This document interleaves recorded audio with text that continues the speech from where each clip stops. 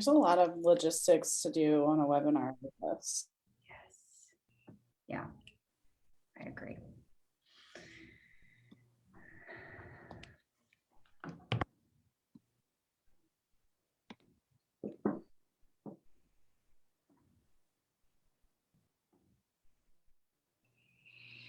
Okay, well, I just put us live on Facebook and I'm gonna click record. So we will be recording here in just a minute.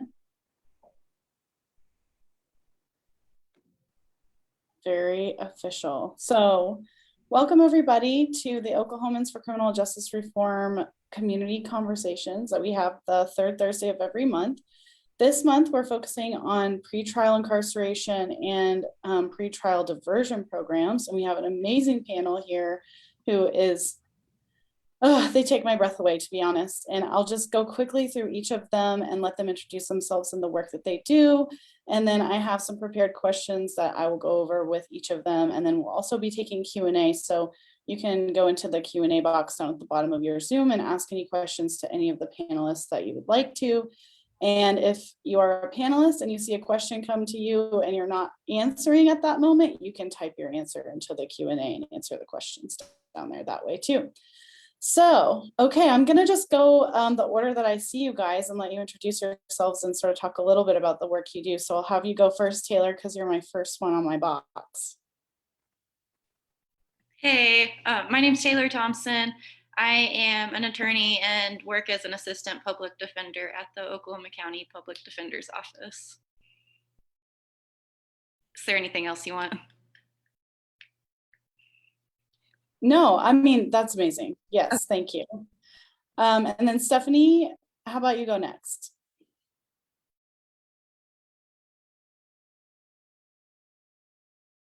Like it might be frozen. I'm gonna kick it to Megan real quick and then we'll come back to you, Stephanie, okay? Hi, I'm Megan Taylor. I am an attorney and the director of programs at the Diversion Hub in Oklahoma City. We assist individuals that are impacted by the criminal justice system in Oklahoma City and Oklahoma County, specifically those that are facing charges in the pretrial or those that are out on community supervision and on probation. Great, thank you. How about you, Francie? Hi, everyone. I'm Francie Ekwerekwu. I supervise the team pretrial release program, and we advocate for the pretrial release of individuals incarcerated at the Oklahoma County Jail. We work in partnership with county judges, the public defender's office, and the district attorney's office to advocate for release, and then we connect our participants to vital resources in the community that will help them better their lives and sort of navigate the criminal justice system well during the pretrial process. And to my left is our guest, one of our participants, Stephen, and you all will have a chance to hear from him soon. Awesome. Also, we have Mr. Jones with us here today. He's a directly impacted individual who's had some experience in the criminal justice system. So I'd like to welcome you, Mr. Jones. Thank you so much for sharing your experience. You're welcome. Thanks for being here.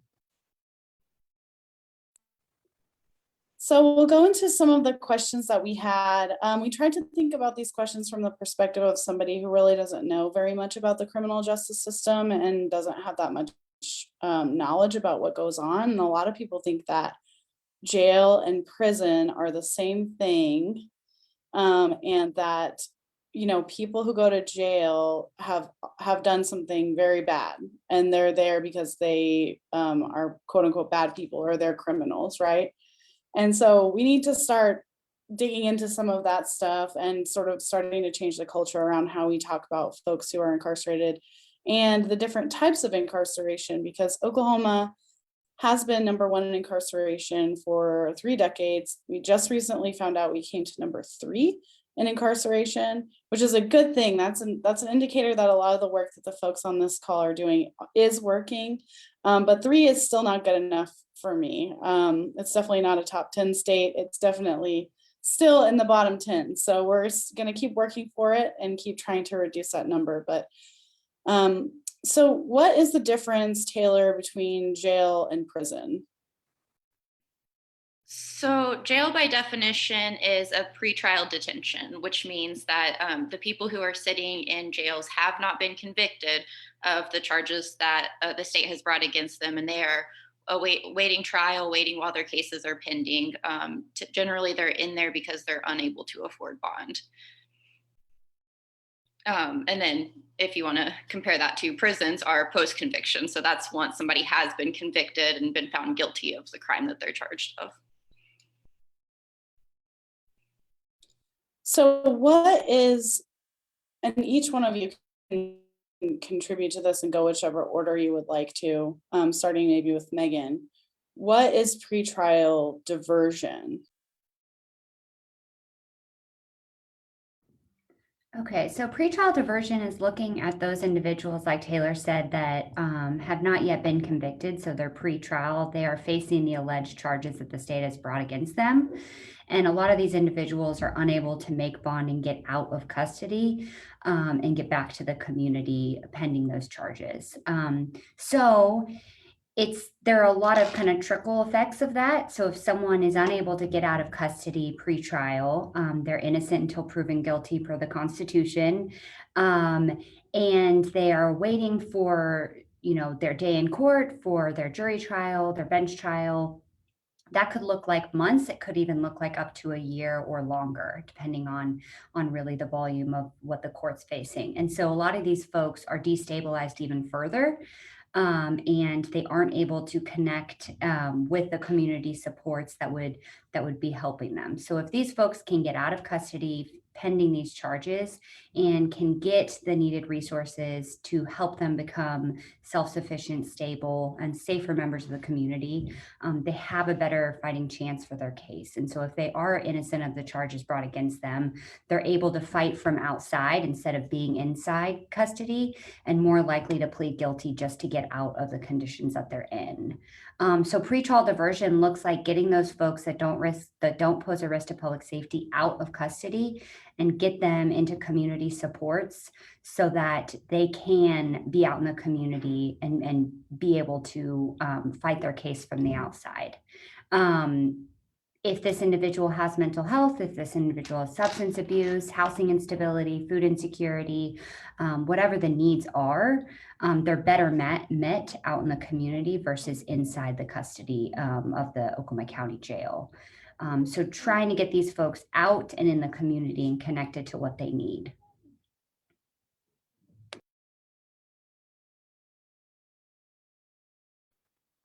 Francie, how about you? Do you guys, how does that look different for you guys at team?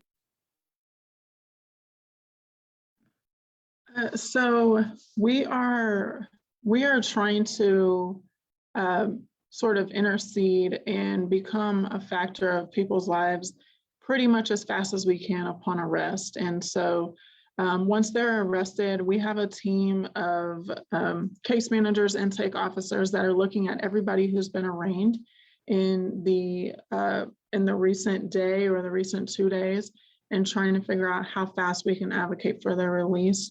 Very similar to what Attorney Taylor was just speaking about is, the faster we can intercede and get them connected to services, the better chance we have to not only impact their lives, but then sort of help them create mitigating circumstances that will eventually divert them from prison. So that in essence is how pretrial is being used, pretrial release is being used as a diversionary tool. Because if you have somebody who originally was looking at a recommendation of prison time, but because they've participated in programming like TEAM or Diversion Hub services, now maybe the district attorney, the prosecutor, and the judge are considering less of a punishment or sentence for that crime. And our main goal is, how do we even use mitigating circumstances to potentially have the charge dismissed altogether? And so that is how we are using diversionary, how we're using pretrial release for diversionary purposes.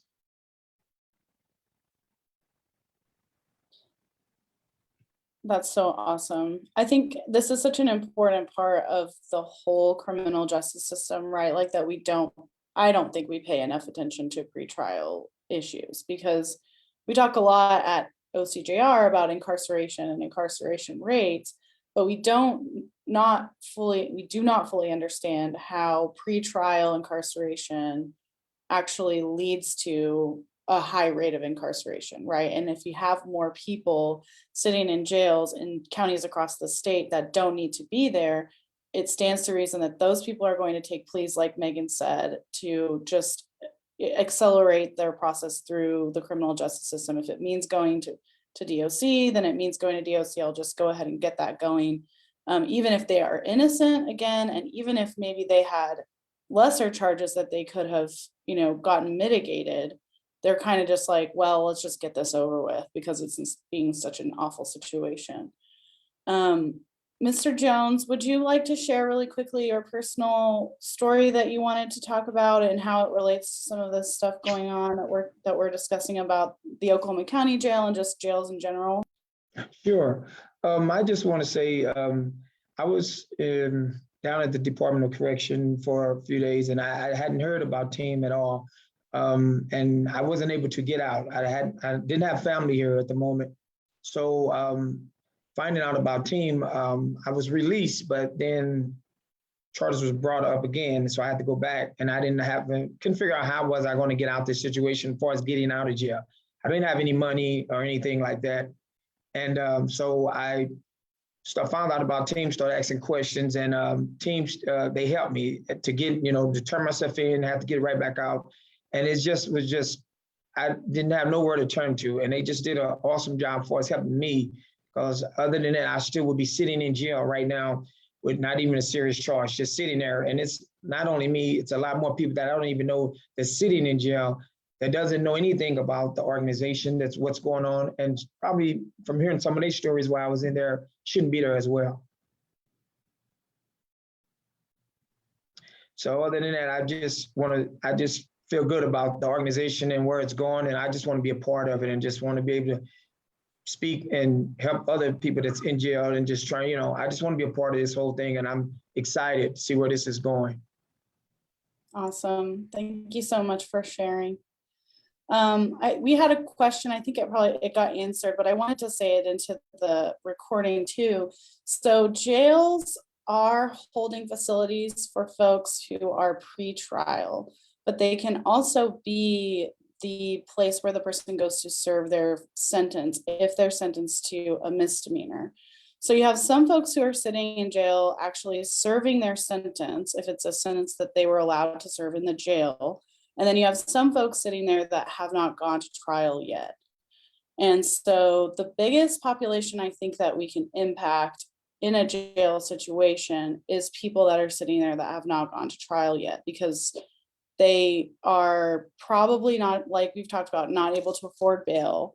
And I did a recent scan of the Cleveland County Jail blotter, basically, to see what kind of charges people were sitting in on, because for me, if we're going to take somebody out of the community and away from their family and away from their jobs, we should really be sure that that person is a public safety risk and that they are a threat to society, because we're losing that person's income, we're losing that person's ability to provide for their kids and pay their bills. So it should be a pretty serious decision that we're taking them out of the community. But I was really shocked to see some of the charges that people are sitting in jail on, which I know is something that you guys see all day, every day. And Taylor, I'd like to hear your thoughts on it. But I mean, there were people sitting in on trespassing, on failure to pay child support. There were people sitting in on traffic violations, on suspended licenses. Like, these are the things that we hear from law enforcement that they're not arresting people on and not taking people to jail on. But then when you look at the jail blotter, I'm seeing some really what I would consider insignificant charges holding people in detention. So do you have any thoughts on that? I know I'm kind of going off script a little bit, but as I was thinking about getting ready for this webinar, I just really wanted people to understand the difference, that what it would be for someone with money than it would be for someone without money on some of these really low level charges. Yeah, so and I'll kind of touch back to the question you just answered too, because really there is a very small portion of people who have been convicted of misdemeanors who are sitting in jails right now, but the majority of misdemeanor convictions don't end in time to do. They end in some sort of probation or credit for time served because somebody is generally already set for 30 days before they get to their court date on a misdemeanor charge. But we also, and I'm speaking specifically of Oklahoma County, the vast majority of the charges that the state brings are misdemeanor offenses. And so we try to catch as many people who get booked in on misdemeanors, and a lot of those do have the driving with a license suspended or, just like they're poverty crimes. Attached to that, and we try at arraignments to catch as many people that we can and get them to Francie and team and get them to Megan and Diversion Hub. But there are way too many people sitting on those really big crimes, and judges and the DAs take into consideration too, and we are trying to get those people who are sitting on just petty misdemeanor offenses. They take into consideration mental illness and, whether somebody is homeless or not. And to them, that is a risk factor of failing to appear. So often, the courts will deny them being released pretrial and make them sit, for about 30 days to get to the first court date just for that misdemeanor. Can I just ask something about what you just said? So you said that the court considers homelessness a risk for failure to return to court. Is that right? Yeah. So in Oklahoma, the purpose of bail and bond is to both ensure the community safety, but also to ensure somebody who's accused appearance in court. And so the court will look through prior cases and see if they have any failure to appears. They'll consider, their length of residence in the community, their family and community ties, their criminal history, their employment history, all of these factors that really create a class and race distinction in who's getting pretrial release. Stephanie, you look like you wanted to reflect about that. No, and I'm sorry for the technical issues I've been having, but just to kind of echo what Taylor's saying, I mean, we are using jail to control people to make it easier for the court system to function. We are prioritizing the convenience of judges and other system actors over people's freedom. And I think it's really important to remember that these are people who have not been convicted.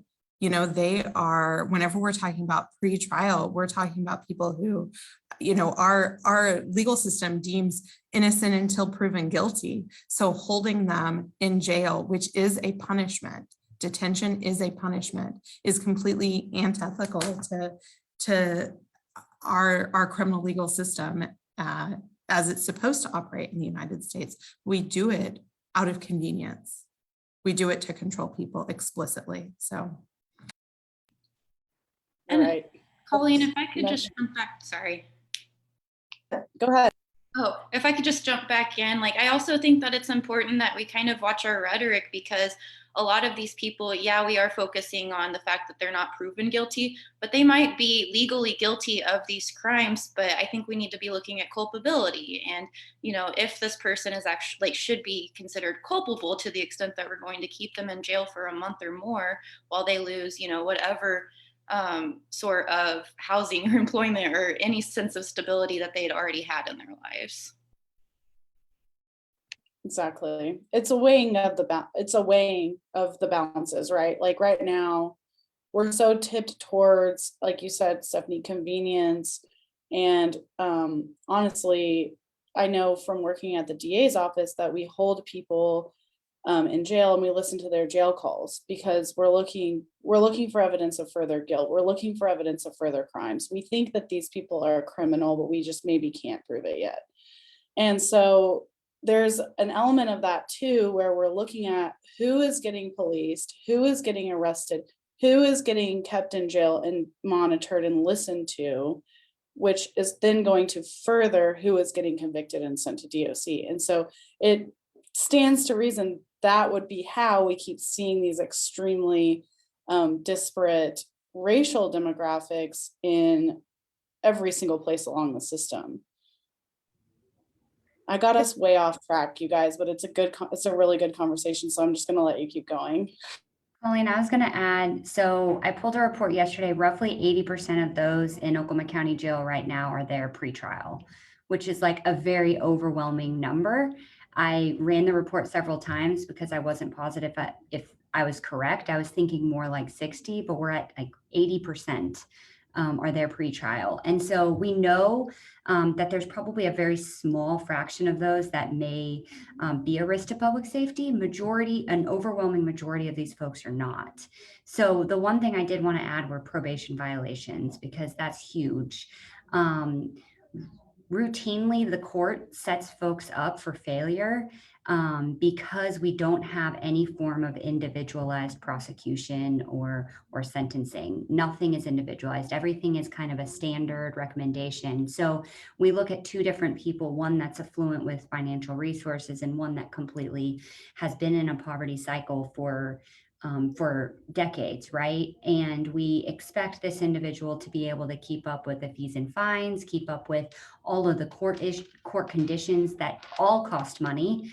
And then when they aren't able to do that, when they aren't able to meet what the courts ordered them to do, they're back in custody on a probation violation. They have a cash bond set. And then we just take them through this cycle over and over again, destabilizing them along the way more and more and breaking up their family. And again, expecting like results that we believe is going to make the society a safer place. And so I just wanted to add on there that probation violations are something really important that really, if we don't tackle what probation looks like, we are going to end up continuing to send a lot of people to DOC on that. And it's a massive issue. So. I agree. I'm going to bring us back onto our questions only because I think our engagement director, Evita, will probably strangle me if I don't stick to the questions, but I really do want to hear more about what you guys have to say on those issues. So maybe we can come back to it closer to the end. So what is the average number of people held pre-trial versus those that aren't? You said in Oklahoma County, it's about 80-20 on a pre-trial versus sentenced breakdown.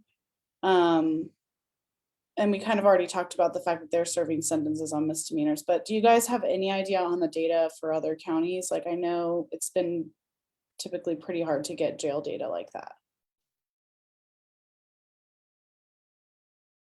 I've actually tried to look into this, and I've talked to Oklahoma Policy Institute about it, and there's just not the county level data available for most parts of the state right now. From what I've looked at, there's a couple of different counties that keep everything online, but if you wanted to do any type of tracking, you would have to do it like individually, going through each case and finding out where they're at in the system. Yeah, it's pretty problematic. You can't really diagnose a problem as complicated as public safety and, returning to court and flight risk and all these things if you don't have the numbers. It makes it really difficult. So on average, do you guys have any thoughts on how long people are serving pretrial or how long they're being detained before any stages of their adjudication? Yeah, Francie. Yes, so I took a look at our team statistics from our last 3 months of reporting, and we had on average, the people that we bonded out had already served 30 days in jail prior to release with us. And so there's many things that contribute to that. It's going to be the fact that pretrial systems that do exist like TEAM, Court Services, North Care, Diversion Hub, we all have different processes that we have to go through to even be able to advocate and successfully bond that person out. And it depends on a lot of other entities to cooperate, agree, and provide information along the way. With that said, 30 days is the time in which many people are losing everything they have. And I know this is part of the questioning, but even just 3 days in jail, statistics show that can really upend a person's life when it comes to their housing, transportation, family, food, security, Social Security income, and employment. And so the fact that we have an average number of 30 days in jail prior to being released to county programs that are designed to help pretrial release is really alarming and really sad. And I know when we get to that portion and we talk about the effects of a jail stay pretrial, Mr. Jones will be able to speak to the realities of that.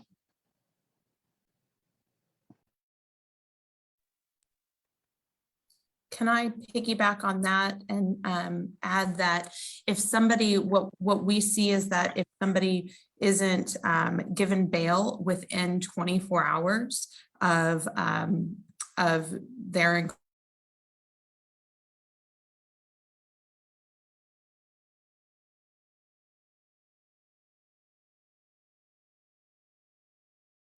Stephanie, I think we might have lost you again, but I wanted to hear what you were saying.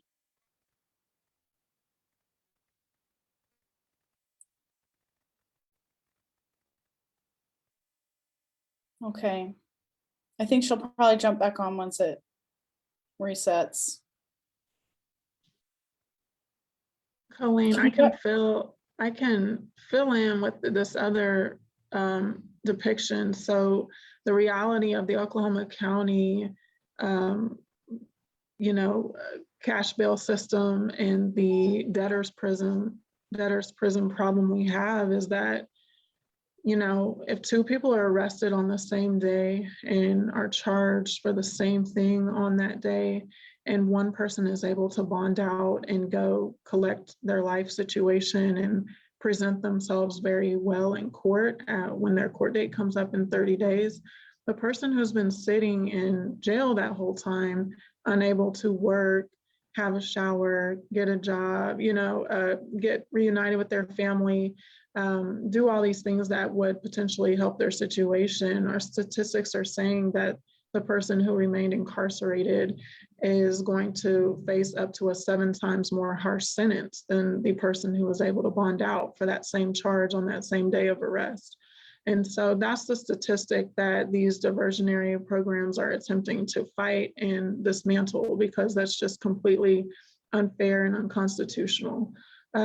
If you add on the fact of race, I know that Attorney Thompson was speaking earlier about the disparities in racial makeups. If that person who remained in jail is a person of color, they can expect an additional 4 times more harsh of a sentence after staying in jail. And then if that's a woman of color, they're going to add another 4 times. So just imagine the disparity that a impoverished Black woman is going to suffer whenever being arrested and having no ability to afford their bond.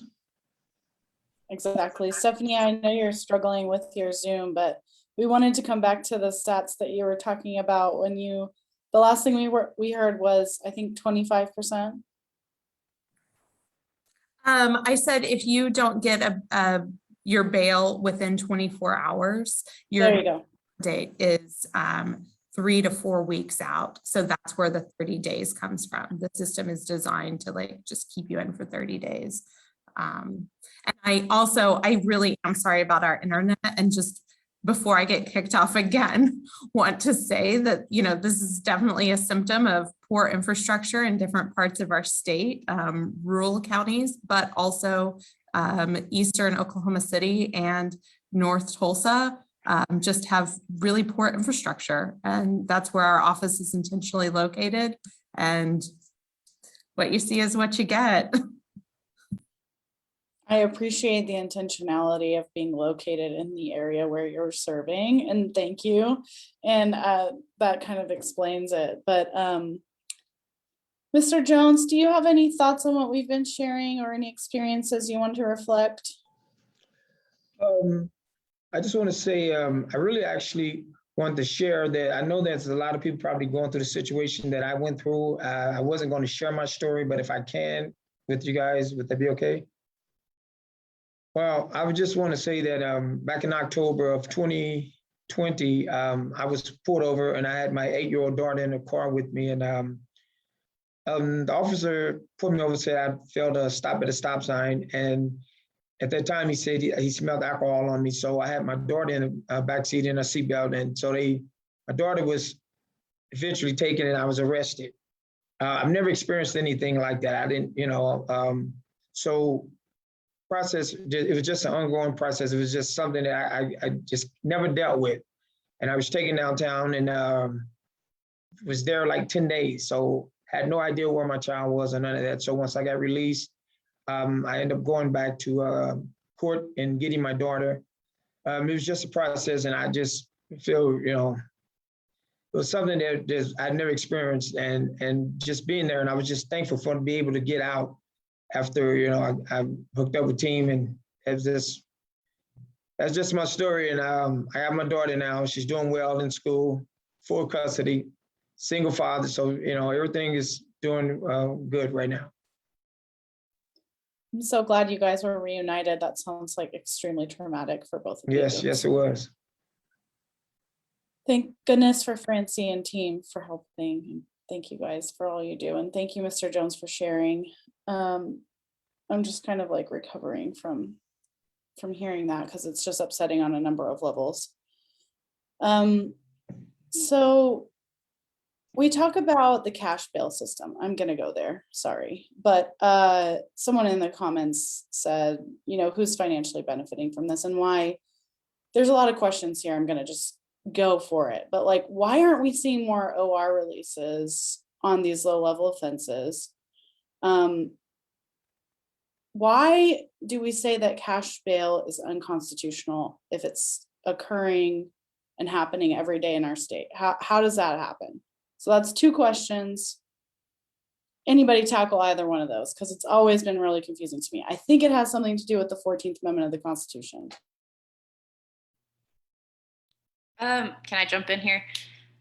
So I actually answered that question in the comments, and now I apologize. I didn't read that it said financially benefiting. I just said benefiting. So my answer was the DA's office. But like, to a financial aspect, I mean, cash bail props up the bail bonds industry. The only reason bail bonds exist is because we have this system in place. And so that's what it is. Bail bonds industry have lobbyists up at the Capitol, and they are fighting against anything that will hurt their business. But that's the only reason, financially, that I think that we still have the system in place. But to the unconstitutionality of it, I mean, we really are with the system saying, regardless of what you're accused of, you will have to sit in jail because of money. And so if you have the money, you're not sitting in jail. You're not incurring all of these consequences as, a result of being arrested or charged with a crime that somebody who doesn't have the money is having. And so I think, that there's also an 8th Amendment argument there that it's, unfair and unusual punishment, because we are literally punishing you for not having money. I just wanted to add, like, the layers of profiteering in the criminal justice system and the disincentivization. I mean, it's not necessarily just the bail bondsman industry. Bail bondsmen are always going to fearmonger and perpetuate the false narrative that folks need to be in custody, and folks will be more likely to come to court if they have posted this money up front. And we all know that's not actually necessarily at all true, and it's based in no actual fact, but the fear mongering kind of trickles its way through the system. But the profiteering it doesn't just end there, because it's the court system, it's the jails, it's the prisons, it's the private supervision companies that suffer when folks like Team and Diversion Hub come through and help provide those services to folks that are struggling. And then, obviously we hope that they get a better sentence that's more fair, but that takes away from money from them on the back end. And so everyone's kind of profiting and trying to keep each other intact. And so how do we really dismantle that disincentivization? So I just had to add that, because that's a massive issue with mass incarceration, with the criminal justice system. Yeah, we see it all the way from private prisons to prison phone calls to prison commissary to, every layer of the system is baked in. This is late stage capitalism. So we're baked in some profit on every single layer. Can I add to that list you just said, Colleen, that even the healthcare contracts within the jail, it costs people who are sitting in jail pre-trial $15 a visit to go to medical to see a doctor. And we know that statistically our people who are in custody are also the ones who have had the least access to healthcare, and the ones who, have been living, in conditions that cause them to have higher rates of health issues. And a lot of them sit there even with a medical facility in the building, and they won't go because they don't have $15 on their books.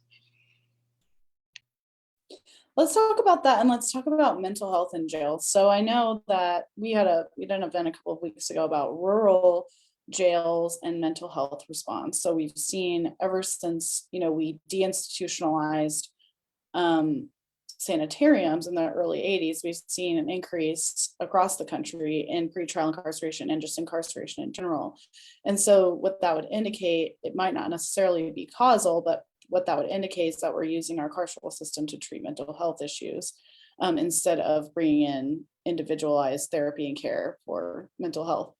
And Oklahoma's access to mental health is notoriously low, especially in rural areas, but also in urban areas that are under-resourced. So is that something that you guys can all feel free to answer, but is that something that you guys see frequently? How do jails treat mental illness? Do they make someone with mental illness better, or do they make someone with mental illness worse? We warehouse the mentally ill in our jails. That is the purpose of our jails at this moment. 90% or more, I would say, I just made that number up, but it seems about right, of my clients have a laundry list and a really long history of mental illness and requiring mental health care from various institutions. Our office partners with Oklahoma Department of Mental Health. They office within our offices, but we're just overburdened with, every single person that we see. Most of what they're sitting in jail for is a direct consequence of untreated mental illness. And being in jail is a traumatizing experience. And so you have somebody who probably was already experiencing some sort of a crisis, which is why they were arrested, then thrown in jail and going through the trauma of everything that they experience in there, and the trauma of what they're losing on the outside. And by the time they get to that first court date, their condition has deteriorated so much from even the point of arrest. And we just don't have the resources. We don't have, anywhere to send people like that other than jails and prison right now. And it's really, really, really just tragic. Stephanie, I know we've been talking a lot about Oklahoma County, and while your connection is live, I wanted to just see, so in Oklahoma County, they have Diversion Hub, and they are seeing a lot more people diverted out of jails and into pretrial programming. But are we seeing that in Tulsa happen as much? And how many folks are we diverting from? I don't have exact numbers for you on like how many folks are being diverted into other programs, but we do have quite a few diversion programs operating in Tulsa County, and we're seeing a lot of them used. We have a new one that we're seeing for misdemeanor folks, for folks who have been charged with a misdemeanor. We also have a diversion program in our municipal court in Tulsa, in the city of Tulsa, and then felony diversion programs as well. The difficulty with like some of the diversion programs is that they do tend to criminalize behaviors that would otherwise be socially acceptable or not criminalized. So it is another way of policing people using these programs. And I think that, you know, diversion programs are great, but we want to always keep that in mind, that they are designed as punishment. They're not designed to necessarily provide mental health treatment or any of these other things that we're talking about people being in need of. While they may provide those, that is not their primary function. I was just going to add, in Oklahoma County, we have wonderful, great, we've got some great pretrial release programs like TEAM, and then we've got diversion programs kind of on the back end. One big issue is that we have a gatekeeper, and that's the district attorney's office for anyone to enter in diversion programs. And so if a DA is angry with an individual and doesn't believe that it's worth letting this individual go through a treatment court, whether it be mental health court or drug court or DUI court, and get that rehabilitation, then they don't get in it. So there's no actual, if we could move the gatekeeper away from being the district attorney's office and put that more into whether that's the court, whether that's Department of Mental Health, whether that's kind of a staffing multidisciplinary team that's looking at it, we're not going to make a ton of improvements on making sure we're capturing the folks that would benefit from these diversion programs if the gatekeeper remains in the hands of the district attorney's office. It also becomes an issue for them on staffing, because if there are, and again, I'm kind of just pulling a number, but if there are 200 individuals that have applied for diversion programs and they've got one person assessing that, it could be several months before that person is given an approval or denial. And a lot of these folks are in custody because, again, diversion programs a lot of times are intended for that higher need population, the folks that are prison bound, not upstream when they have really started their interactions with the criminal justice system. So I think that's a really big issue. And then I really think if we could increase collaboration and make sure everyone that is booked into county jail immediately is assessed for the pretrial programs, but also the diversion programs, we would be able to figure out and make sure people aren't slipping through the cracks, because they're slipping through every single day.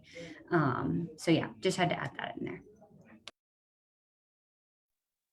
Great stuff, guys. I raised it a little bit ago, and I think there's probably a multi-layered answer to it, but why don't we see more OR bonds or just personal recognizance bonds? I mean, especially on these low-level things, like what is the reason? Is it something you can say? So we were providing, we were supporting the public defender's office at arraignments. The public defender's office will advocate for folks to get out on bench ORs, refer to TEAM, refer to North Care Day reporting, and then court services will look at some folks as well. I think that it's really just and you guys kind of jump in, the criminal justice system in Oklahoma County is very policy-based, and it's very, the pendulum swings. If one thing happens, there's no OR bonds for the rest of the month. And so it's very reactionary. And so when the right thing to do is to look at the individual in front of you and determine if they are appropriate for a bench OR, that's not really happening, because the policy says, okay, well, last week this individual was given an OR and didn't show up. So how am I to believe this person will? No bench OR. And then these folks don't get, they they don't get the opportunity to be released, even though they pose absolutely no risk to public safety. They're in on a charge that they should never be in the first place. And so when someone's in on a $500 cash bond, that's not financially feasible for a lot of people that we see. And you may only have to pay 10% down, but that may not, again, be feasible. So that person should automatically be out on an OR would be, I think the public's position, but we still see people routinely that aren't being granted that because it's the court's position that we're tapped out of OR bonds this week. We're not going to be giving any more. And it's not really looking at the person in front of you. I echo everything she just says. Very true. There's a lot of moodiness when it comes to granting OR bonds. In addition to that, Oklahoma County, at least, we criminalize poverty. And poverty, for the vast majority, is not stable. And OR bonds require stability.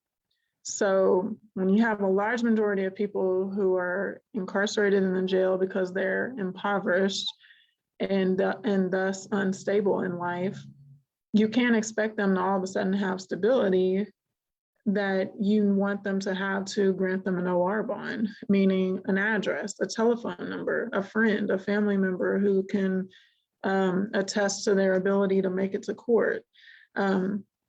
Usually people who are living in poverty don't have stable housing, don't have phone numbers and phones that they have as constants. And they may not have any family members or friends or significant others that can constantly attest to their well-being or to their whereabouts. And so when you have a really high demand for a group of people who don't have much, then you're going to get a low number of ORs granted. So that's the base level of what the judges and district attorney's office is considering. And then it's complicated and agitated by what Attorney Taylor just spoke to. Did you want to say something? No. Oh, okay.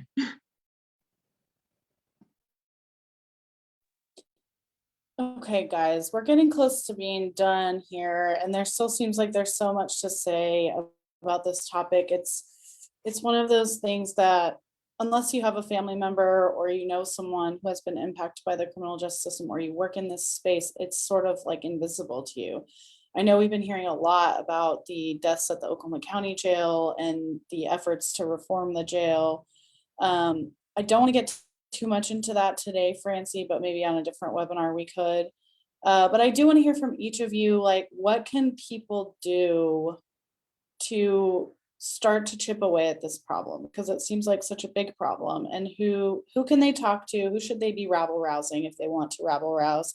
And what can they be asking their officials in order to start unwinding this giant ball of twine?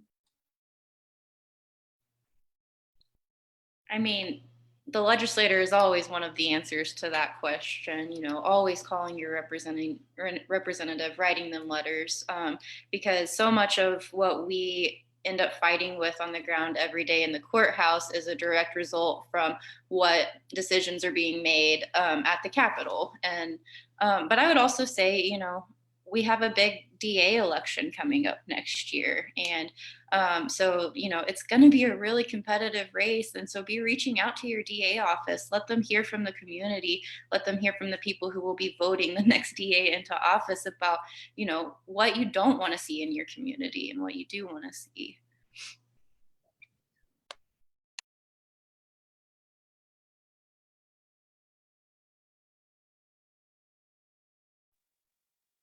Megan, any thoughts on who or how to start tackling this problem?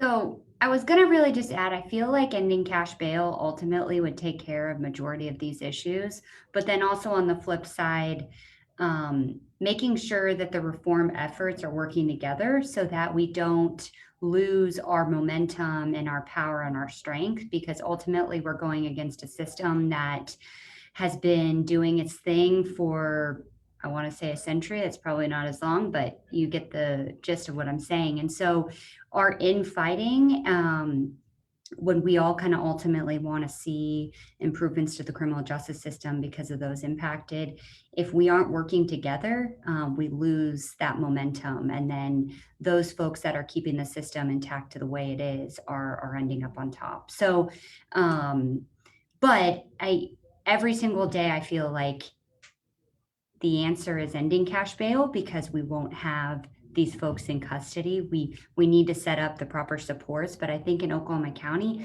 we're doing that. The community's stepping up, but it's time for the system to step up, because the community can only do so much. We can argue all day long to get folks out of jail, but ultimately if the district attorney's office and the court system aren't on board, it doesn't matter. So we can throw millions of dollars into the community to set up these wonderful programs, but we've got to all work together on it. So. Absolutely. I think one of the things that I want to just raise to you guys is this continuing this conversation around the data. Because what we always come back to as advocates at the Capitol is that if we don't have the data, it ends up being a scary story festival where everyone gets to get up and tell their scary anecdote stories about all the bad people that we've ever let out of jail. And when we know that the vast majority, I mean 99.999% of everyone sitting in pretrial detention is there only because they can't afford bail. If you go in on a rape and you have money, you get bailed out. If you go in on a rape and you don't have money, you don't get bailed out. So it's not really about the type of crime or the risk to the community. But that gets lost in some of the anecdotes that we fight against. So, I mean, I just love to hear your guys' thoughts on a more standardized data system that will help us diagnose the problem a little bit more precisely. I think you're right, Colleen. It's absolutely necessary that we start implementing data analysis into our criminal justice system. It is incredibly lacking across the state. And I personally believe that that's by design, because if we don't have the numbers, we have nothing to point to say why these stories are so scary. We just have the people and the situations, and legislature can easily look at that and say, well, I haven't seen the data. So it's by design to continue to keep us under a rock where we're not seen and not heard because we don't have numbers to back it up. So I'm definitely a proponent of that. And that's a large reason why so many, to your point earlier, that's a large reason why so many things have gone wrong at the Oklahoma County Jail, and we can't seem to figure out how to get things going because we have such a lack of data over the last 30 to 40 years. And so building new data systems at this point has been extremely chaotic because we don't know where we came from, so we don't know where to go with it. And we're starting from scratch and just now building up enough to point to. And as we build that more, that becomes threatening to lawmakers who will have to hear it. So it's so important that we start doing that. Really a quick side note, I don't mean to go backward, but we haven't mentioned the Bail Project. It's an important community resource that is started in the New York area, and it was a group of public defenders that said, hey, we're tired of seeing our clients sitting in jail for no reason and just for the simple fact that they can't bond out. So they started their own collection of money where they were just paying it and getting the return when their clients went to court. That has stretched across the country, and we recently got the program here in Oklahoma County. And so they're a vital piece to pretrial release here. For the situations that Attorney Taylor was talking about, when our programs are blocked by the district attorney or slowed down or are going through different issues with jumping through all the hoops we have to jump through, Bail Project can come in with the straight cash. And until the cash bail system is ended, to Megan's point, we can utilize programs like Bail Project to circumvent all of the hoops we have to jump through and just go and pay somebody's low cash bonds so that they can get out and get ready for court.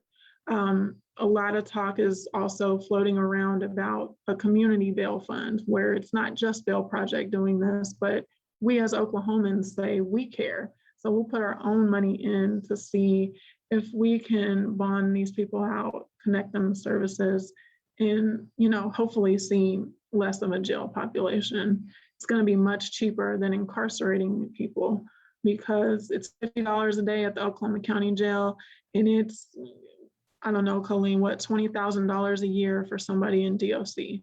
So Yeah. I think as a community, we need to decide whether we want to pay a cash bail or if we want to pay for them long-term when they end up in DOC. So sorry for the tangent, but I had to get it in there. It's not a tangent. I love the idea of a community bail fund. Call me and let's do it. Well, I'm gonna, Taylor, do you want to say one last thing before we close it up? It wasn't that important. Oh, okay. Well, it's always important, but you can email it after if you want. So we're gonna close up our webinar for this month, and I just want to thank all of our amazing panelists, and thank you, Mr. Jones, for sharing your story. It was so impactful, and it reminds all of us, that this is not just an academic issue in our mind. It's an issue that's facing real people every single day, and separating parents and kids and getting people to lose their jobs and everything else. And so I just thank you guys so much for all that you do every day. I know it's really hard work and we get burned out, and just seeing your faces and hearing your amazing words helps me get my energy back to go to the AG's meeting here in an hour. So thank you guys. If you have any questions or you want any info or anything on anything, call me. And this recording is available on our Facebook page as a live, but it'll also be reposted as just a video if you want to share it out. So thanks again, and we will see you all soon.